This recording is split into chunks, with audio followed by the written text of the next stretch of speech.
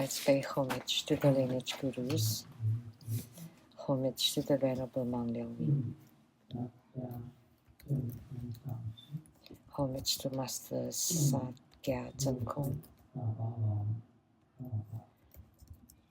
homage to His Holiness the 16th Karmapa, and homage to Master Dukden Dorji.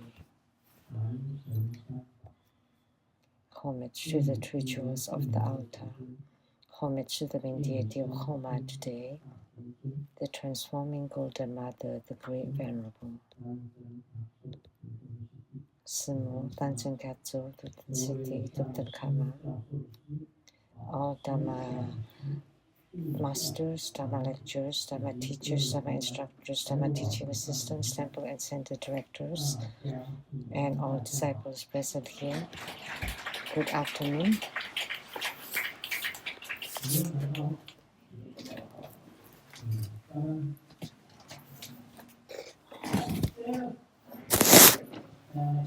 可能要帮我请点请或是谁？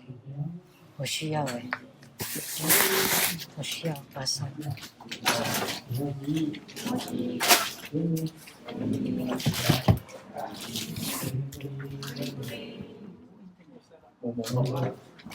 冇 WiFi， 冇 WiFi。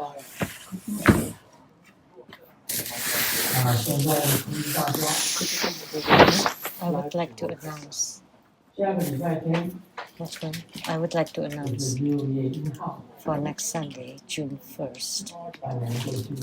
Wow, half a year has passed. 下午3点 PM. At 3 p.m. at the Rainbow Temple,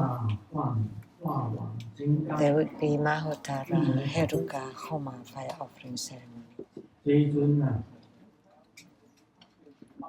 This deity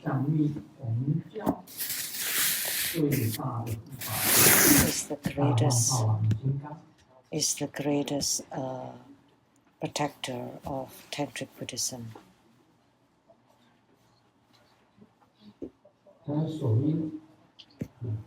The mudra.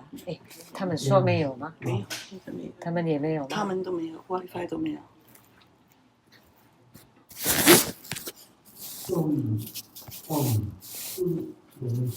And the mantra. Om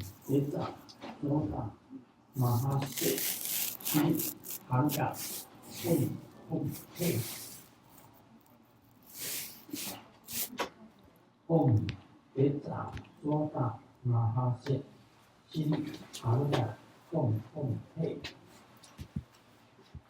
大上法王金刚 That's Mahotara Heruka. That's the mantra. So this deity has been transmitted at the Freedom Square, the old CKS hall. 5 minutes.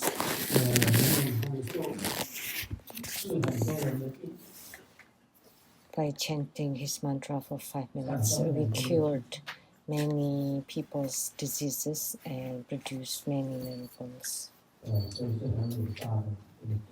So this is a really great Vajra deity. That's next Sunday. And we will be chanting the Mahotara Heruka mantra for 5 minutes. And there would be many miracles. At the Freedom Square,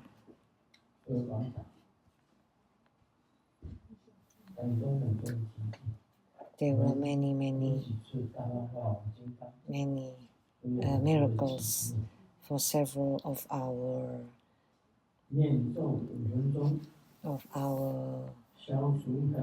Mahotara Herukas. And the 5-minute mantra chanting has eradicated many people's illnesses. After performing this deity, then all of our illnesses will be eradicated, as well as grandmasters too will be free.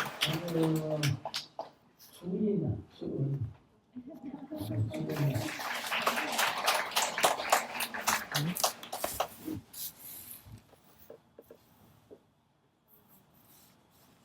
们今天做这个变身经。 Today we perform the Transforming Golden Mother, and she's incredible.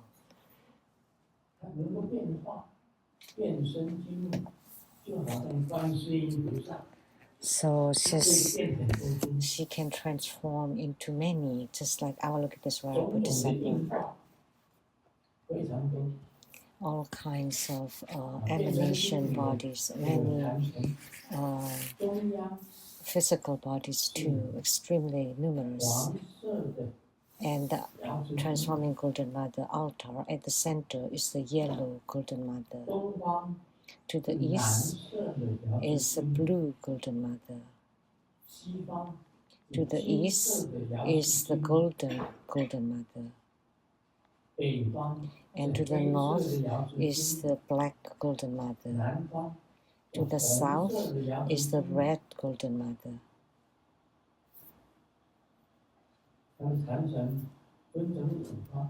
So the altar is divided into 5 directions: the center, north, south, east, and west.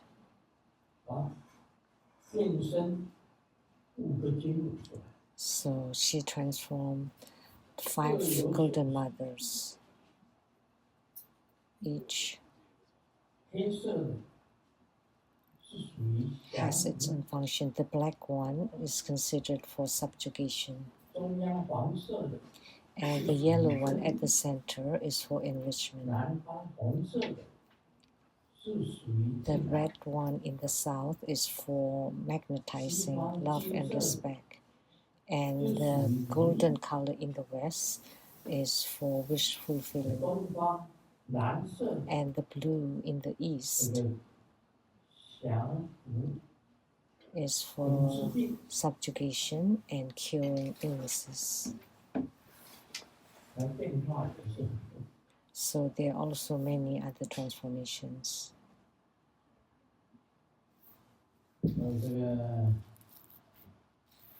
我这一生啊，跟随瑶池经。 So in my life, I follow Golden Mother for over 50 years. And it's ever changing too.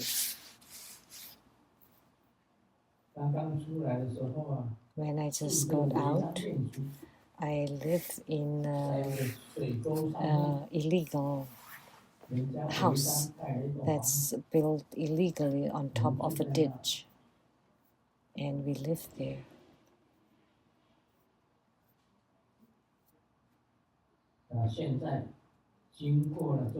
And now, after so many years, now I live in the South Mountain Retreat.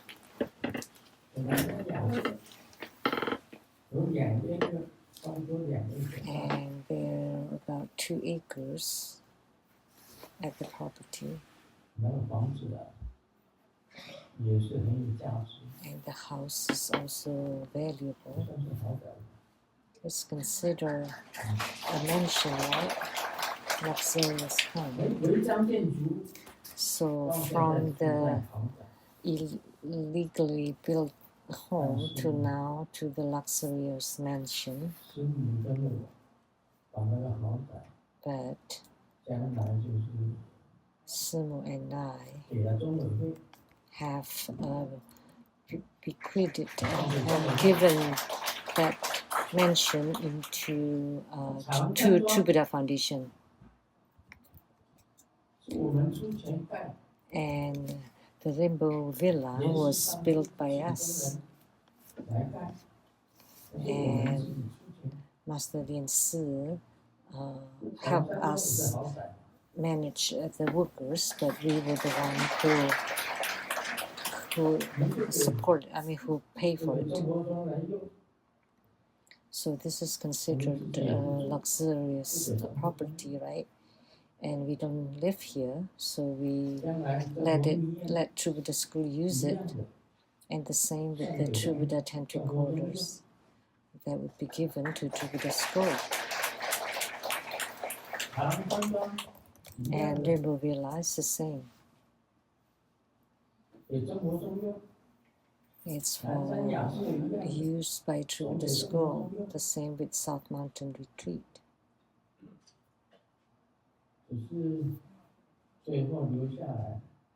So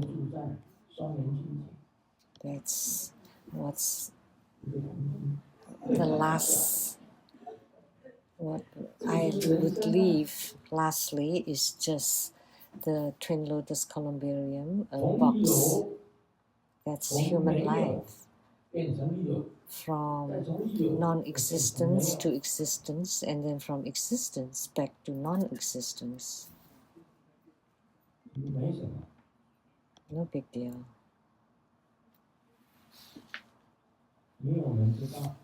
Because we know, spiritual cultivators know that there is nothing to gain. It's mentioned in the Heart Sutra very clearly.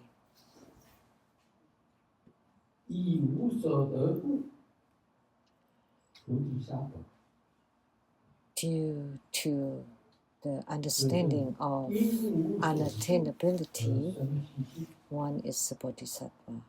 And that's the same. You generate the mind that is non-dwelling on anything, that there is nothing that you can own or gain. In the Saha world, there is nothing that you can get. Now, what we gain is the true understanding of the mind and seeing the nature, the Buddha nature. What is left is the wondrous, luminous, true mind.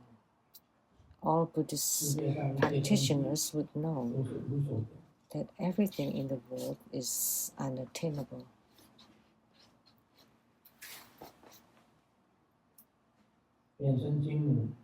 Transforming Golden Mother delivers sentient beings.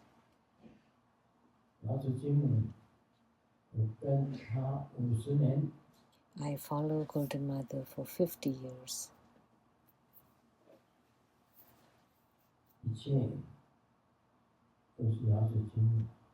Everything is due to Golden Mother. Golden Mother's guidance in my whole life.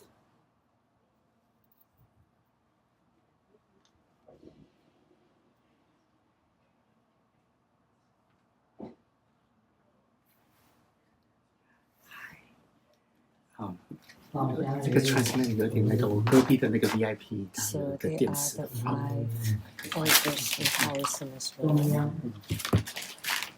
At the center, belonging to the earth element, that's the Tang Lao or the yellow elder. In the north, belonging to the water element, that's the water virtue. The south, fire virtue. And the east, the wood element, that's the Donghua Dijun. And then the west is metal or gold, that's Golden Mother.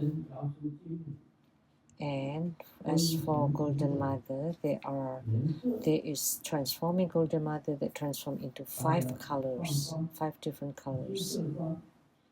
Radiating light, the golden light, is wish fulfilling.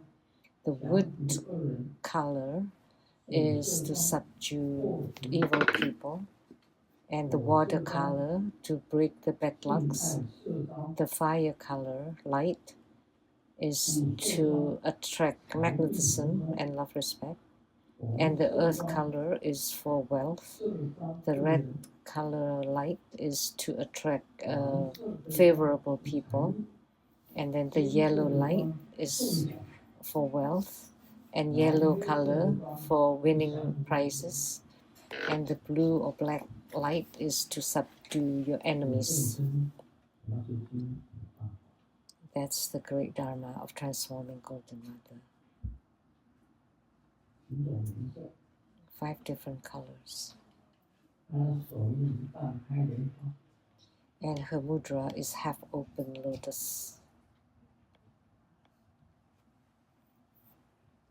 咒语是 The mantra. 非常精明，花地手哈，嗡，非常精明，花地。 Om Peja Jimu Mulati Soha.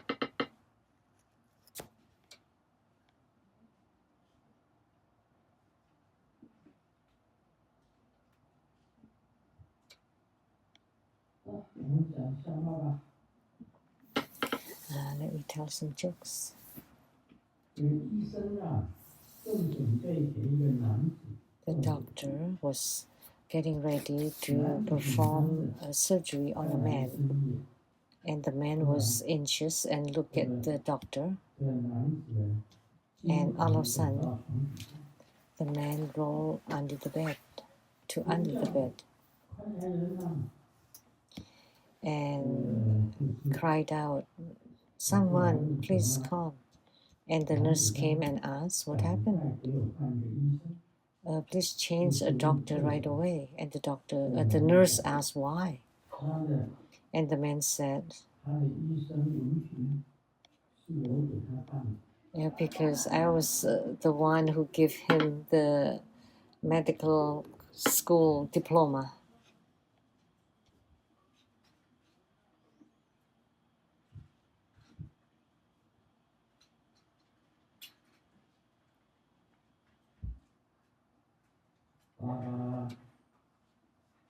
跟小明讲， Dad told 打 Xiaoming, 电话给你二叔， "Call your second 叫他过来 uncle, 喝酒。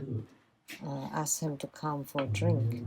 And Xiaoming 二叔 replied, 没办法来， "He cannot come 他在洗衣服。 because his wife said he's doing laundry." 爸爸就讲， And that's it. He's so useless, embarrassment to man. Had it been me, 小明的妈妈 and then Xiaoming's mom came out, 这个 bring 炒菜的厨子，炒菜的东西从厨房走。 cooking utensils. 爸爸没 What are you saying? 要是 If it had been me, I would have finished the laundry long ago.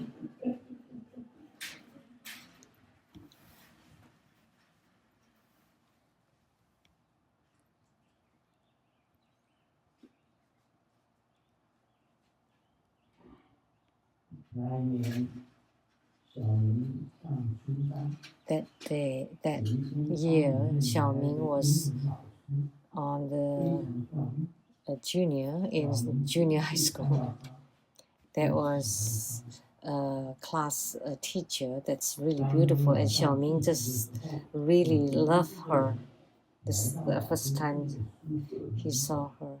So the next day, went to the teacher's dorm, trying to honest to tell her that he likes her. And then he couldn't think of a way, but then took a brick and wrote, "I love you 10,000 years," and then threw it, and then turned around and left.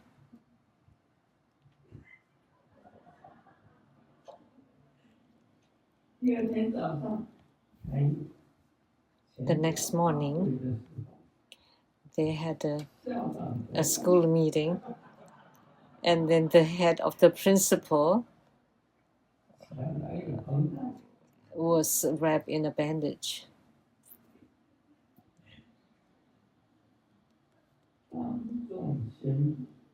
and made an announcement to fire the security guard at the door.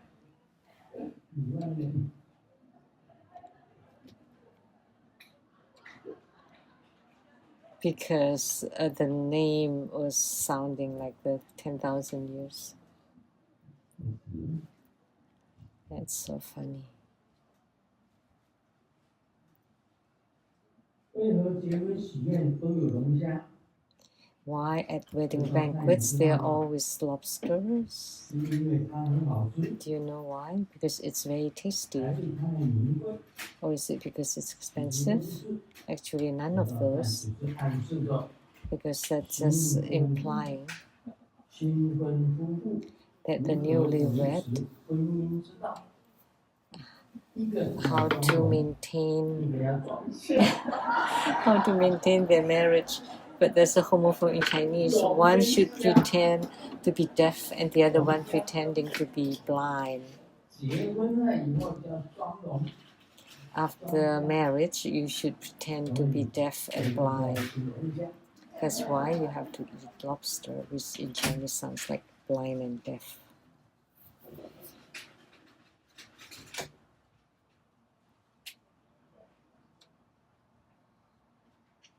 一对夫妻庆祝结婚20周年， A couple celebrating a 20-year anniversary, and the husband is full with tears and look very emotional, and the wife is very touched. You're full of feelings. I'm very touched. And the husband said, "But honey, do you remember that night 20 years ago? We were in the storage and that was caught by your dad, was discovered by your dad." And the wife said, "Of course, it's unforgettable." And then the husband said, "Your dad threatened me if I don't marry you, that he would sue me to send me to jail for 20 years. And the wife said, "Oh." And the husband was thinking, I was thinking, if I chose back then, if back then I chose to be in jail for 20 years, today I would have been free.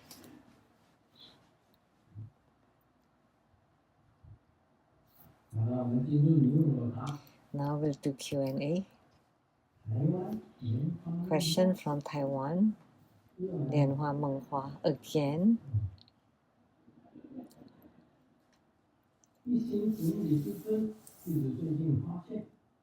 Will wholehearted reference. I pay homage to Master. Recently, I discovered since practicing the treasure-based energy yoga during meditations, using Vairocana 7-point posture, but the only time I don't do full lotus position, I feel Dharma joy and emptiness in my body.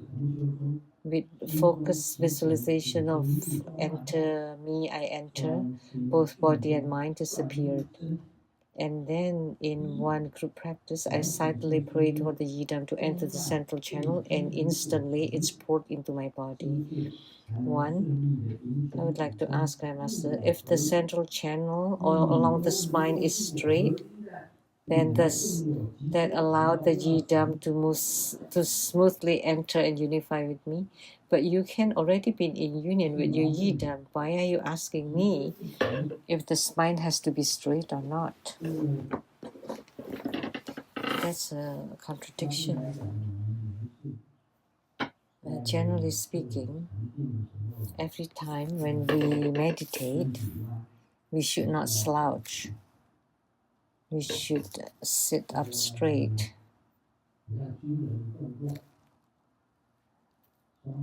Just like a shoulder. And double lotus position. The body, the torso should be straight. And then to invoke the yidam to enter into your body. That's for sure. We have to do that in the visualization of oneness. I enter and enter me. Whether I exit and enter into the heart of the yidam or the light of the yidam entering into your body and you transform into the yidam. That's called the Buddha's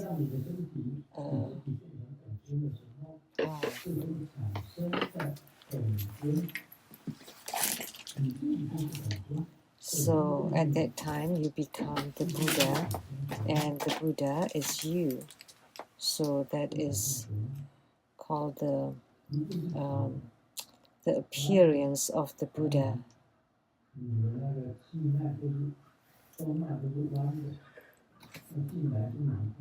So otherwise the central channel is crooked and it would be difficult to enter.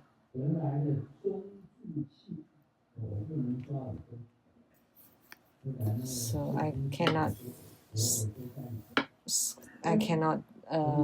just hold my ear, and then otherwise my sister Shujin would keep observing and know which part of my body is itching. And she would say that I'm itching, but this is just a habit. So a central channel dwelling energy that is cultivated from the treasure vase energy help achieve a better meditative stability, of course. When you hold the breath with no incoming or outgoing breath, that's treasure vase energy yoga. That's called holding the qi, or the breath, with no incoming or outgoing qi. Then it would be easier to enter meditation. Because when the qi moves, the mind moves. When the qi is still, the mind is also still. So in the beginning, you practice the breathing, but eventually, when you don't feel the incoming or outgoing qi, that's the breath counting, the method through breath counting to enter meditation. When you don't feel the qi or the breath is coming in or going out, and when you reach the most subtle, the finest kind of breathing, then the qi is slow and long and fine. So the qi is fine, slow, and long. Then you can enter into meditation. If your breathing or qi is coarse and short,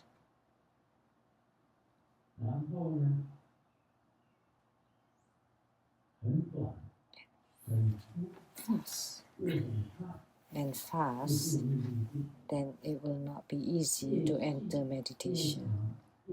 The finer, the slower, and the longer the breathing is, until you feel like there is no breathing, then that would be easier to enter meditation. Because when the qi moves, the mind moves. When the qi stays, the mind stays. That's one fifth instruction in spiritual cultivation. You train your breathing to breathe finely, slowly, and long. Coming in, going out, coming in, going out. So you count as it's coming in, out 2, coming in again 3, out 4, and 5, 6, gradually until you don't feel the breathing anymore, and then you enter samadhi. That's the breath counting method, and it requires full breathing.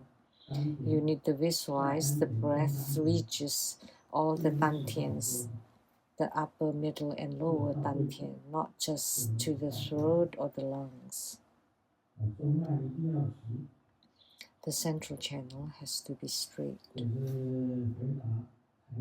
That's the answer to Lotus Monghua from Taiwan.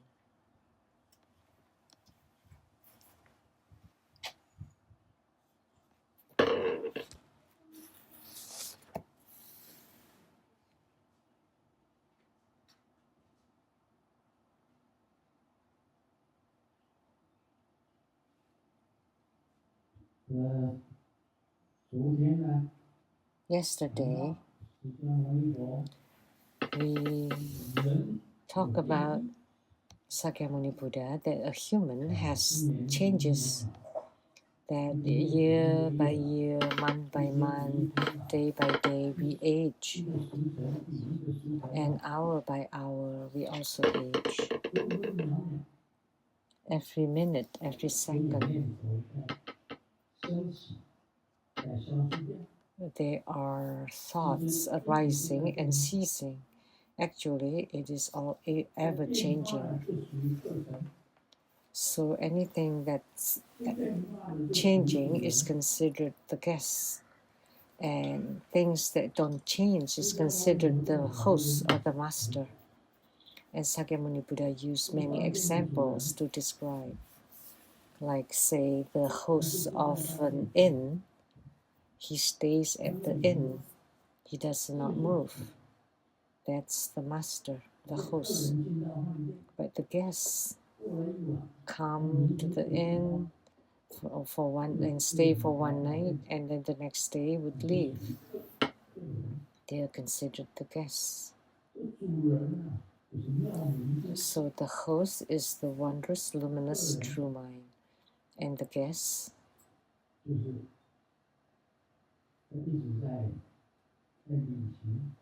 are traveling constantly. They are moving.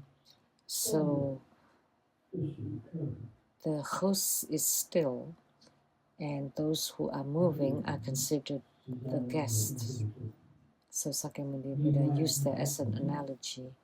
And he also used analogy that your body from childhood until old age, that's moving, changing, that means moving. And Sakyamuni Buddha said, but the water of the Ganges River that you saw when you were 3 and when you were 62, are they the same? Yes, the same. They have not changed. So the water of the Ganges River represents the host, but your body is ever changing, and that is representing the guest. So he used several analogies. And I'm touching my ear again.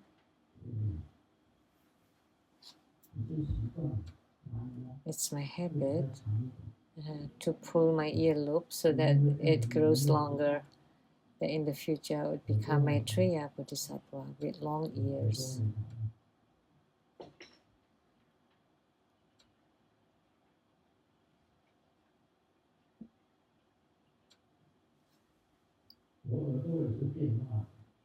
My ears too have changed. When I was young, my ears were tiny, so tiny, like the ears of the mouse, of a mouse.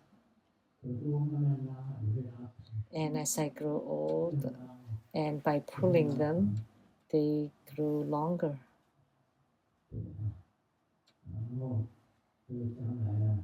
And in the future, the two loops would touch the shoulders.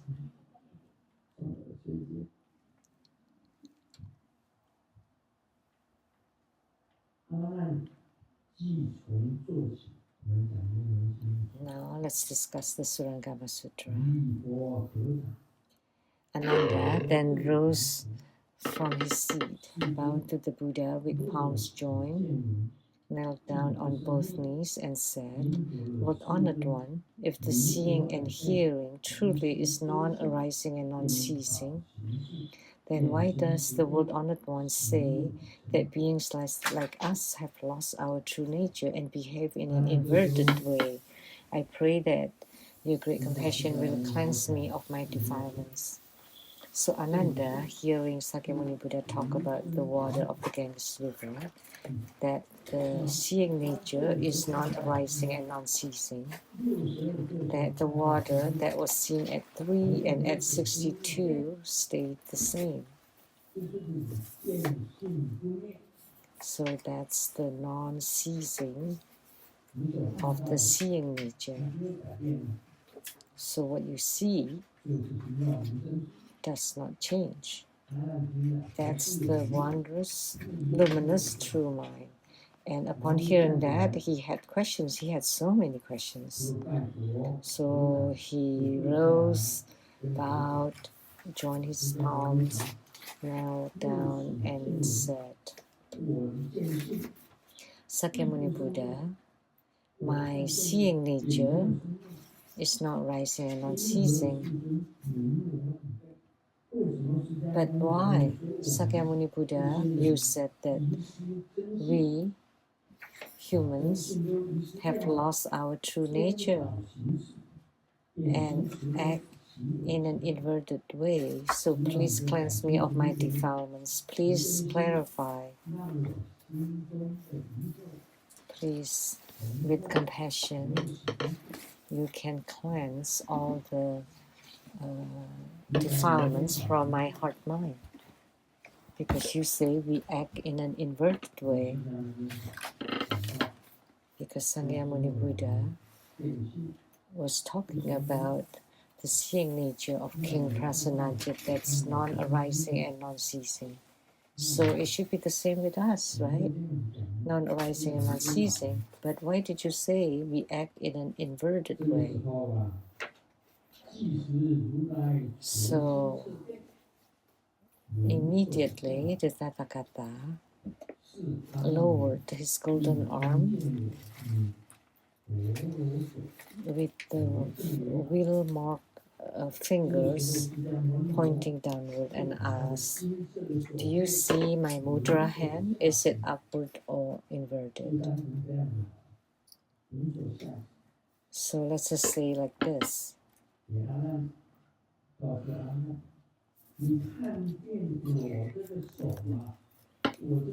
Do you see my hand that's forming a mudra?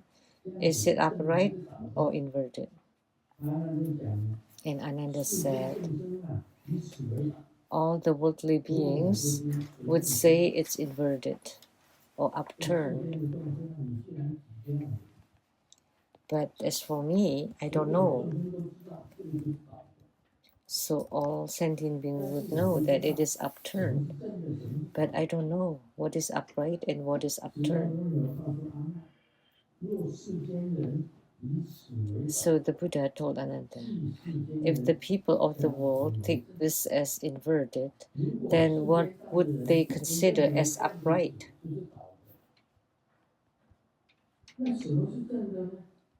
So if they say this is inverted, then what is upright?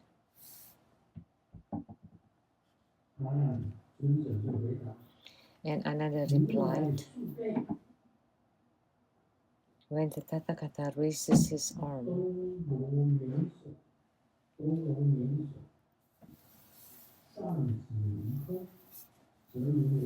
and points upward to the sky with his soft cotton-like hand, that is called upright. So if you move your inverted hand upward, then that would be upright, and this one is inverted. So Ananda said, if it's pointing upward, that's upright, and if it's pointing downward, that's upturned. So soft cotton-like hand. Sakyamuni Buddha's hand is so soft, like a kind of very fine cotton, fine soft cotton, to indicate that his hand is very soft. And he formed a mudra with his hand. So if you point to the sky, that's upright. If you point downward, that's inverted or upturned. Then Sakyamuni Buddha raised his arm and pointing upward and told Ananda, if this inversion where top and bottom are switched, causes all worldly people to look again. Then carefully observe your body and the bodies of all the Buddhas, which are pure and radiant Dharma bodies. The body of the Tathagatas is perfect and all-knowing, while your body is inverted in nature. Now closely examine your body and the Buddha's body. Where exactly can the name inverted be applied, and what part should be labeled inversion? That's a very lengthy wording. Simply explain. Everybody thinks that's upright, this is up, this is downward. This is inverted, this is upright. And then Sakyamuni Buddha said, let's just use this as an analogy, as a comparison.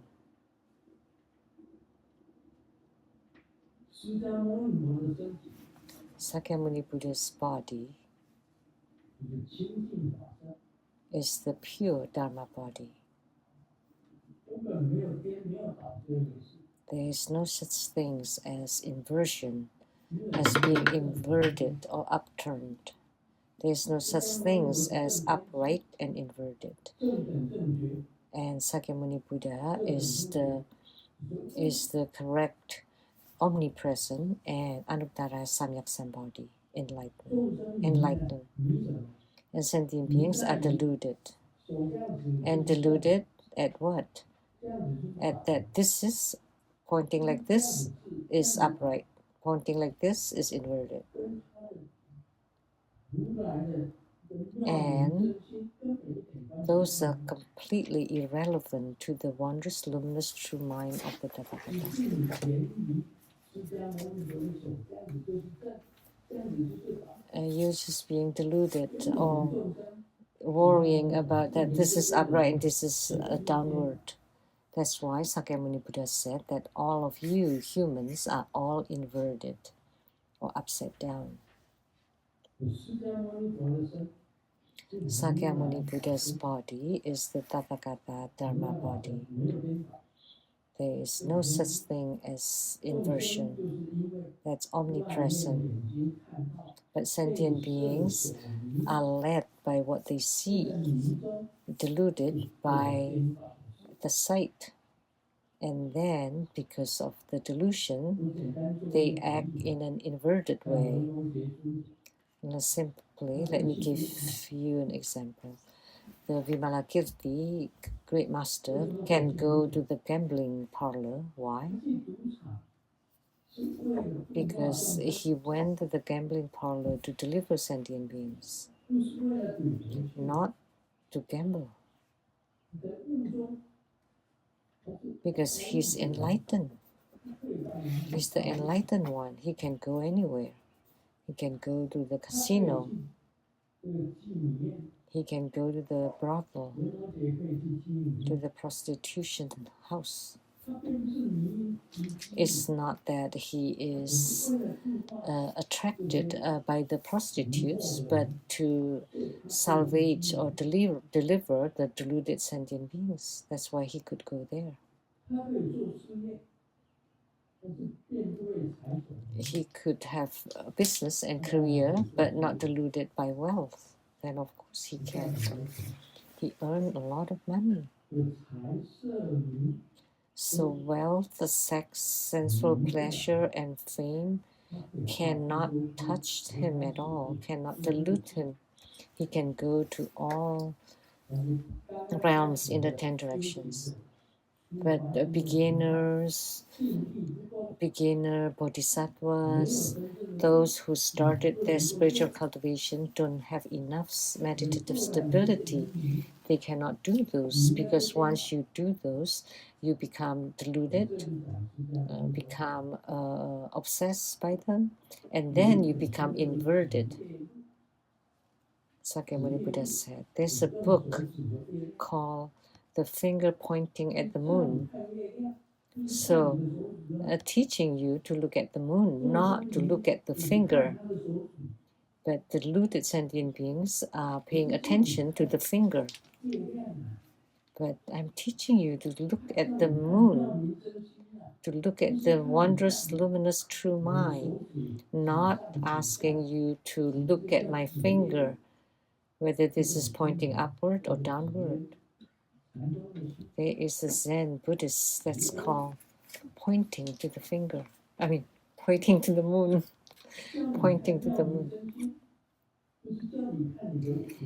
To ask you to look at the wondrous, luminous, true mind, not to the finger. That's why people in the world are all upside down, topsy-turvy. But the true bodies of the Tathagatas are not upside down. That's the primary meaning here. That the Tathagata is the omnipresent, omniscient, perfect and all-knowing. That's Anuttara Samyak Sambodhi, the right equality and right realization. They are omniscient. They know everything. Perfect and all-knowing. They know about everything. That's enlightened. That's enlightenment. Once anyone that has gained enlightenment can go anywhere. They have enough meditative stability. Like the great master Vimalakirti, he can go anywhere. If you don't have enough meditative stability, then you have to abide by the precepts. That's why the Vimalakirti Sutra, it mentioned that wealth, sex, and fame, anger, lust, and ignorance, and delusion, they are all Buddha Dharma. Because if you're not deluded by them, you're enlightened. You will not be deluded by them.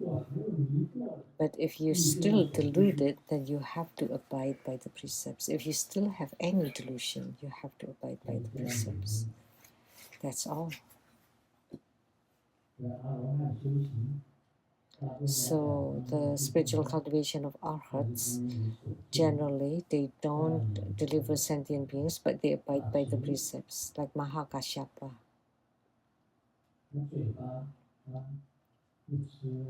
His mouth did not take. He also abide by the precepts in his diet. He ate the lowest kind of food. He does not strive for taste. What is tasty, what is not tasty. That's not in his book.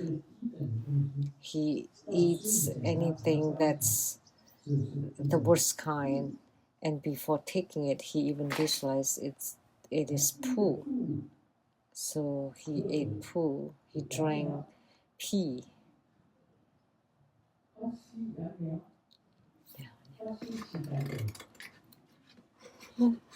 That's Cantonese. So he truly abided by the precepts. So he took the food to be poop and the drinks to be pee. So he did not strive for the sight, smell, taste, and touch.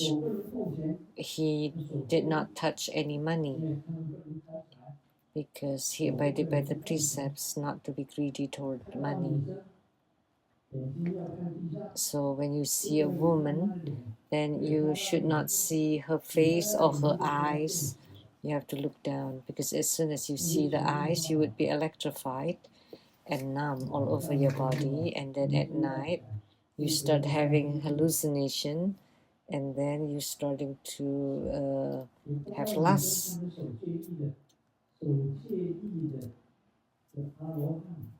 So those who abide by the precepts are arhats. They don't look at women, they look at the ground. When they speak to a woman, it's never over 5 sentences. They only speak 3 or 4, or just a few words, 3 or 4 sentences, just a few words. just saying the key points and nothing else. They always look down to the ground and not allowed to look at her eyes or her body. That's abidance by the precepts and have attainment through this. If you have attainment through this practice, you're an arhat. An arhat has to abide by the precepts. But Mahayana monks, because you have some realizations, you're not deluded, then you can. If you're still deluded, then you are not qualified to practice Mahayana Dharma.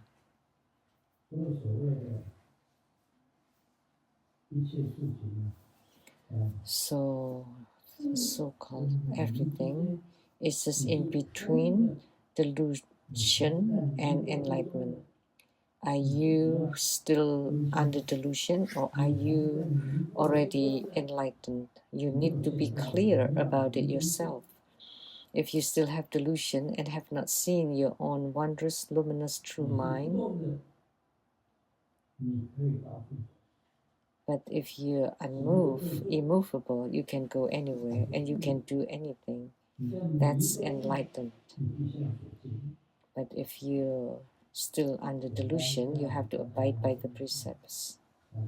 That's the simple analogy. That's what this part is talking about.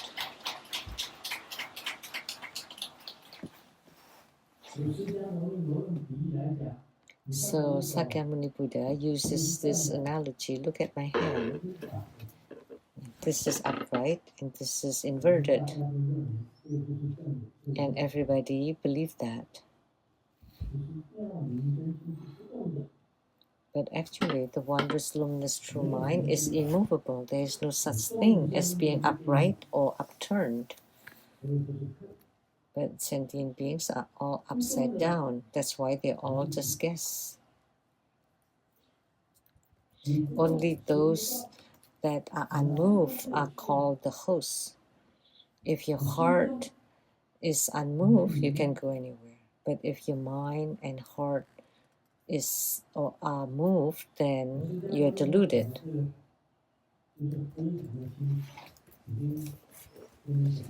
So Sakyamuni Buddha already talked about it very clearly. The host of the inn does not move, but the guests, the travelers, only stay for the night and then the next day they leave. So you need to be clear who's the host, who's the guest, and what is delusion, what is enlightenment. So the koan or the teaching of pointing to the moon is not asking you to look at the finger, but to look at the moon.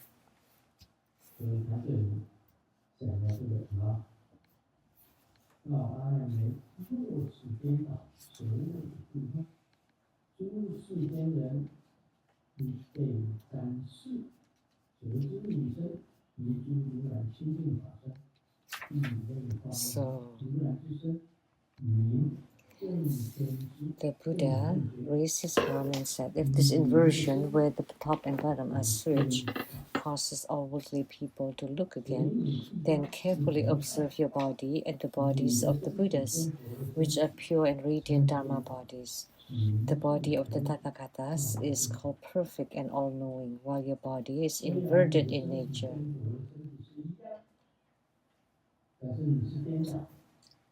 Although your body is the same as the body of the Buddha, but yours is inverted and the Buddha's is enlightened. That's the Tathagata Dharma body. The wondrous, radiant, true mind is the host and upright. So everything we see by all sentient beings in the Saha will see are all inverted. They are deluded by everything in the world. That's why they are inverted, upside down.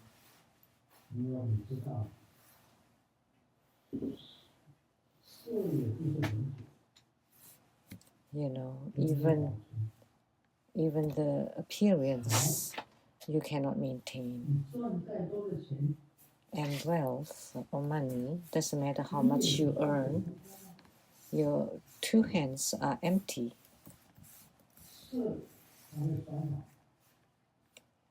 And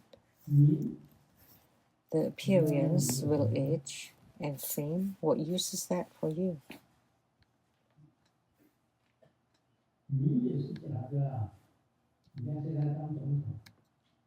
The fame is also fake. Look at those who become presidents. If Xiaoming is not obedient, we would ask him to become a Korean president, and then he would know how unfortunate that is, because almost all Korean presidents are either in prison or committed suicide. The Park was assassinated, and then his daughter was in prison, was jailed, and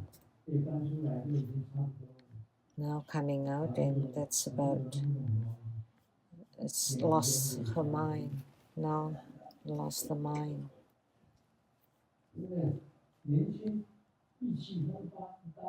When you're young, you were very energetic, and there were two with the family named Lu Wuxian, Lu Tai.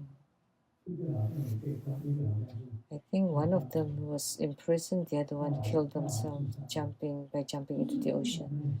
They were both presidents. They were all presidents. So if you're not good, we'll send you to Korea to be president there. They're also pitiful.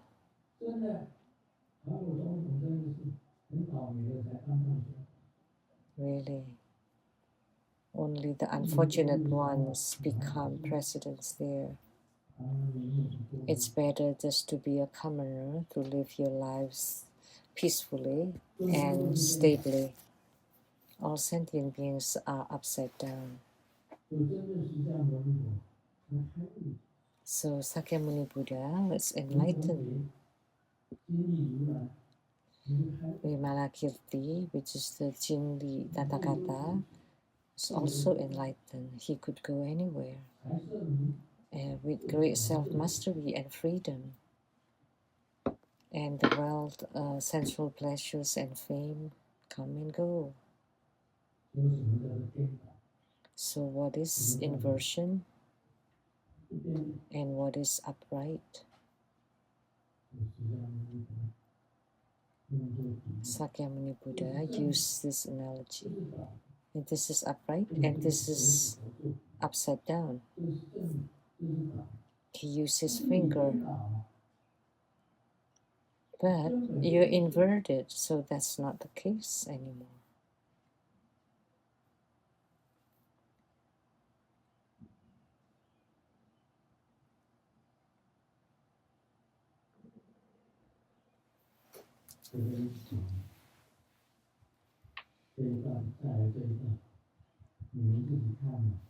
And then the next piece, you can read on your own.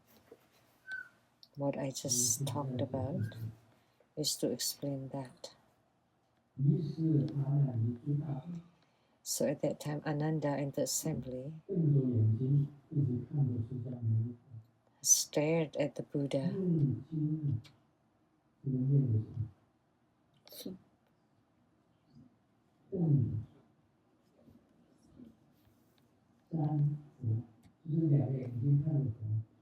So stared blankly at the Buddha.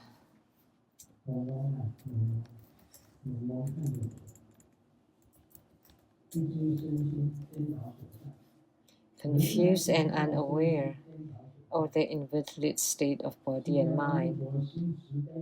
And the Buddha, moved by compassion, compassionate toward Ananda and all the people,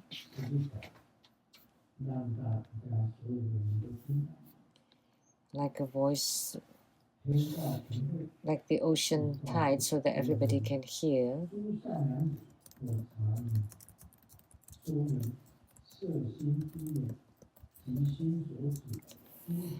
He said,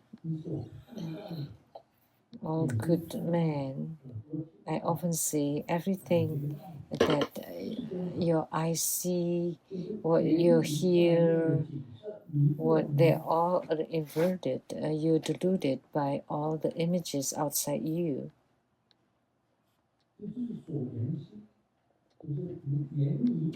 So that's the mind due to the causes and condition. Then you generate discernment.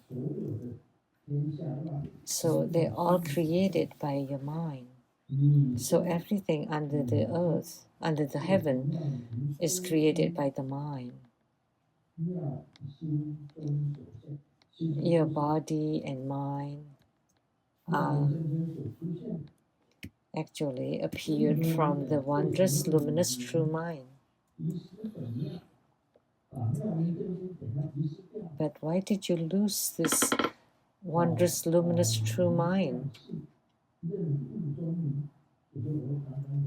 and mistake this inner clarity and mistake the illusion for the reality? Like you think you're enlightened, but actually you're not. You're still deluded.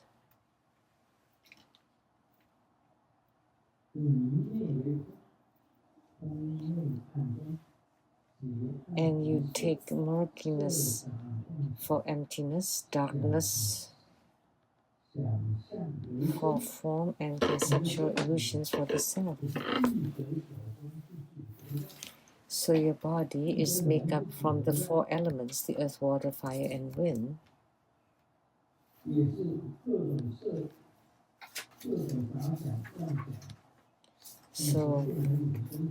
So all kinds of sights and external phenomena that form your body. But you're ever moving, you're never still.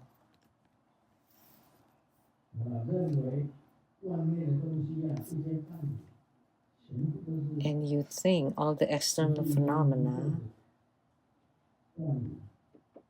the shadows of illusion,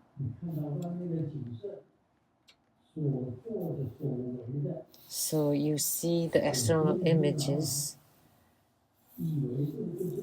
and all the actions and all chaotic, and you mistake them to be the nature of your mind, to be the mind.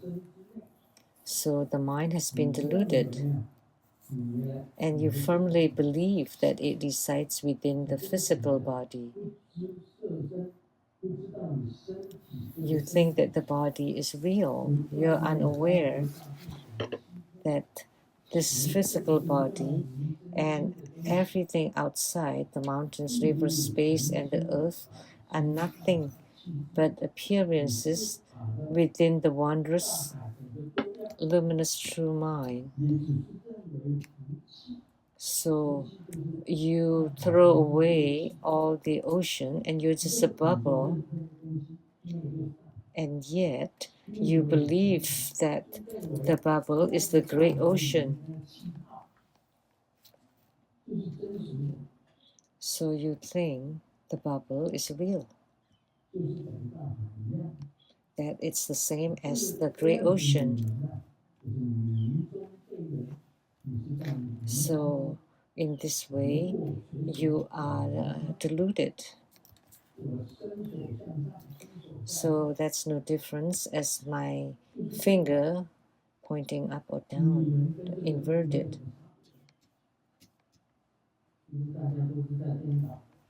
So everybody is upside down, being deluded by images, external images, by your own,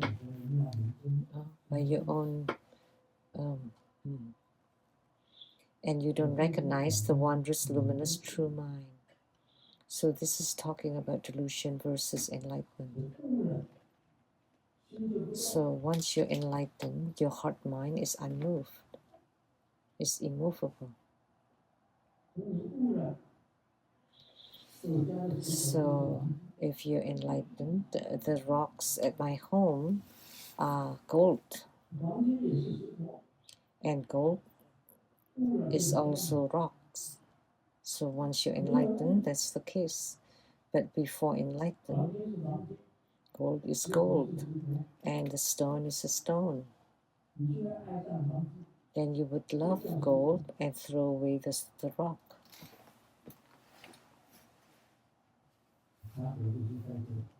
That's the difference. Once you're enlightened, you would find everything not matter. Nothing doesn't matter. That's the book that I wrote before, the philosophy of I don't care. Everything is the best arrangement. Don't you think so? What use is gaining something? And then if you lose it, so what? You don't have the mindset for gaining or losing. Or gaining and losing doesn't matter to you. So as a sadhaka, spiritual cultivator, you need to understand.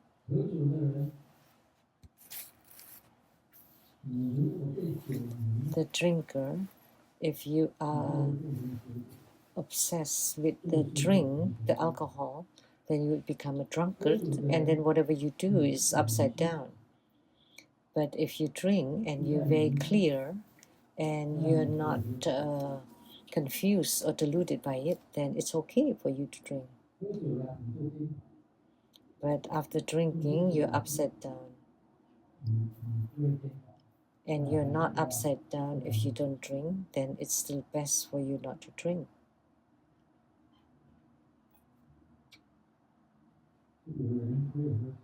Some people can drink because they would never be controlled by the alcohol. That's why it's fine for them. But if you're controlled by the alcohol, then you cannot drink. So one is delusion, one is enlightenment. So the lay Buddhist Vimalakirti can go to the brothel, go to the gambling parlor, he can go to anywhere to deliver sentient beings. That's to deliver sentient beings. Those sentient beings are amidst delusion. As they still differentiate which ones are spiritual centers and which ones are not. There was a great master asked, "Where are you from?" "I'm from a spiritual center." And Vimalakirti said, "Where is there a place that's not spiritual center?" "Straight mind is the spiritual center. Everywhere is a spiritual center." What is Buddha Dharma? Everything is Buddha Dharma. The enlightened one would know everything is Buddha Dharma. Wealth, sex, fame, rage, lust, delusion are all Buddha Dharma. That's for the enlightened one. But before enlightenment, they differentiate those.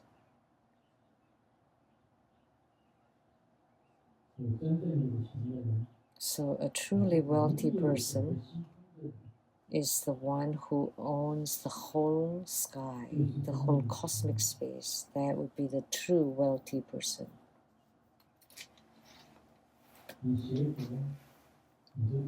If you study Buddhism, then you would own the whole cosmic space. If you are amidst enlightenment, then you own everything. But if you are deluded, the so-called wealth is just rocks and stones.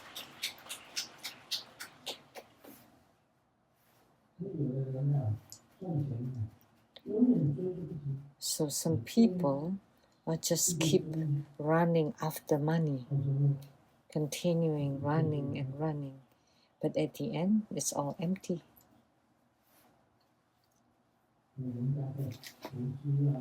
So people invest or play the stocks.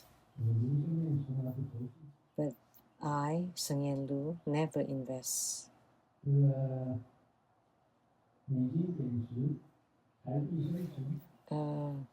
The US dollar has come down and Taiwan dollar rises.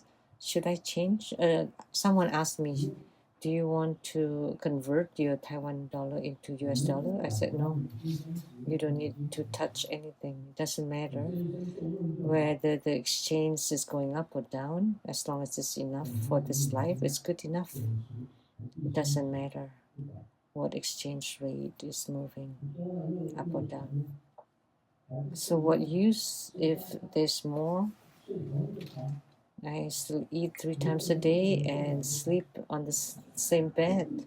I cannot sleep on 2 beds, right? Because I have more money. No. How can you sleep on 2 beds, right?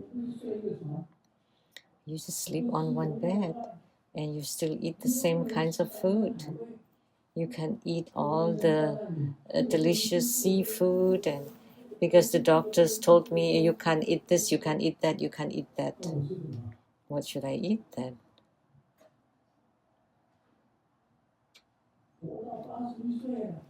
I've lived to be 81. I cannot eat seafood. I was warned you can't touch seafood. Then you will itch if you eat them. Now you can eat meat. No beef, lamb, no meat, whatever meat. I just can eat the cheap pork. So can't eat meat anymore. Can't eat beans because you have gout. Can't touch the beans. So seafood, meat, beans. And I don't drink milk because of the lactose intolerance for most Asians. I don't drink milk. So no dairy.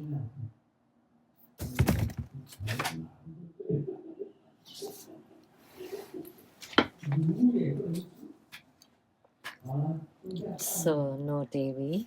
So all that's left is egg. So chicken egg, duck egg, geese egg, bird egg. That's it. All I can eat is dumb eggs.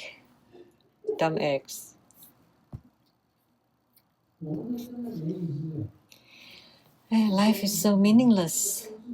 And the Chinese doctor said, oh, then you cannot eat that and that and that and that.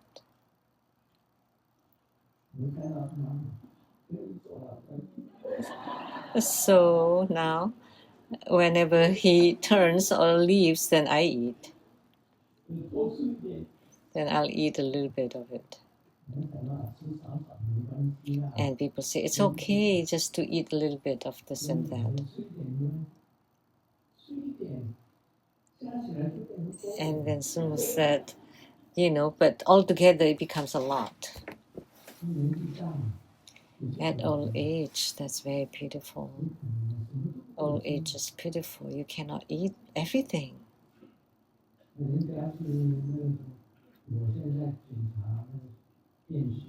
I had blood tests and they said I had high potassium. The range was up to 5.1, 3 point something to 5.1. That range is normal, and my potassium is 5.6 or 5.7. Just over 0.6. What is potassium anyway?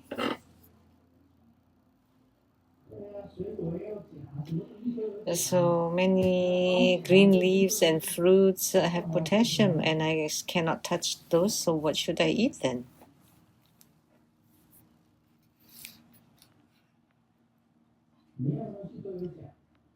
Everything has potassium. Some are higher, some are lower. And they say that I have too high potassium.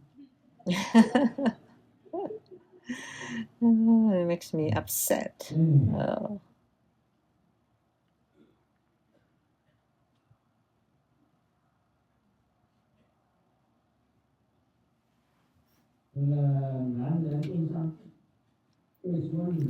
The man asked God, why the girls are always sweet and cute and beautiful, but the wife is always very, very fierce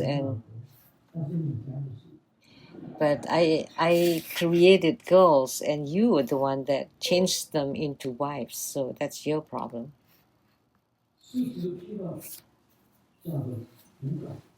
40 kilos is attractively slimy. At 50 kilos, that's voluptuous. At 60 kilos, that's sexy and voluptuous. And then lovely at 70. And 90 kilos, that's safety. And 100 kilos, that's called courage.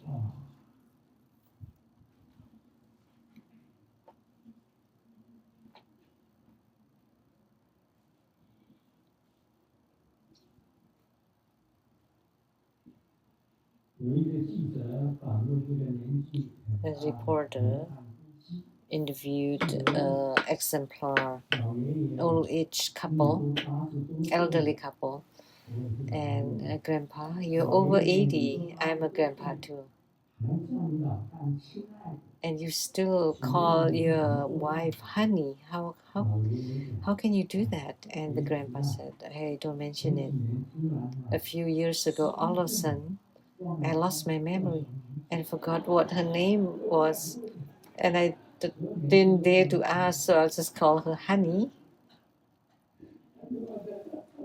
because he's forgotten her name.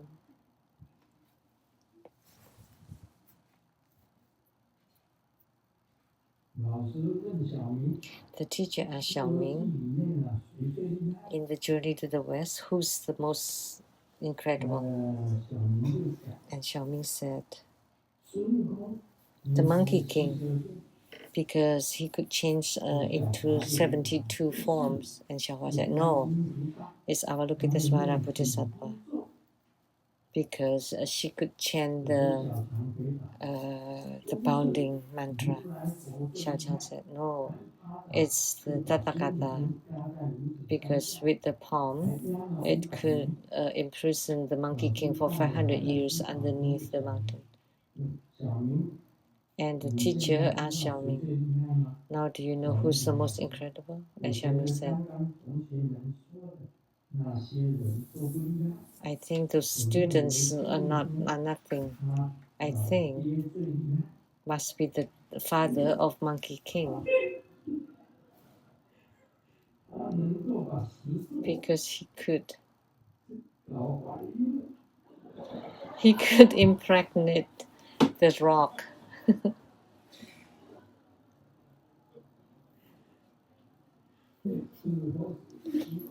Because Monkey King was transformed from the rock.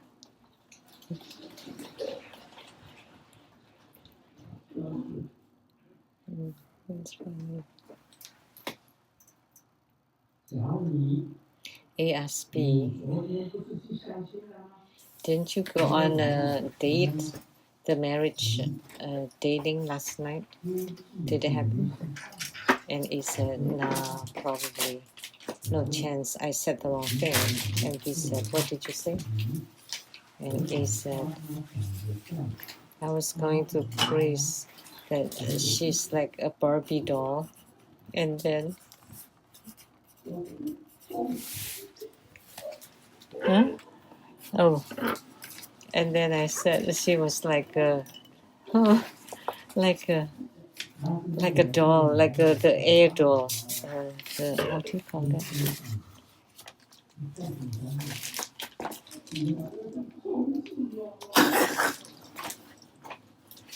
So it's like a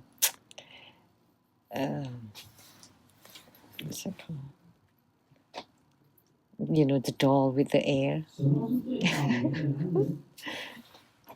倒霉的男人？培养得满载，遇到情人。 So the most unfortunate man is that accompanying the wife to the grocery, we met the lover, and when the lover, going out with the lover, met the sister of the wife, and then kissing that sister of the wife was discovered by the father, and then having a date with the online friend, and that was the wife. And standing under the tall building, I felt really cold in the heart. And the face, that's the salty water, whether that's rainwater or tears. And then I look up, and some whose underwear was that, dripping wet.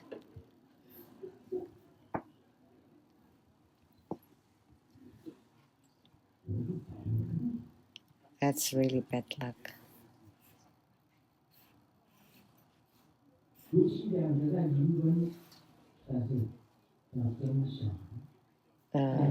A couple is getting divorced and fighting for the child's custody. At the court, the wife said, the child came from my abdomen, so of course it's mine. And the husband said, nonsense. So money coming out from ATM belongs to the ATM. So it belongs to those who stick in the cart. And the judge fainted, and the lawyers also admired. But if the child is fake money, do you still want it? Or money penny home.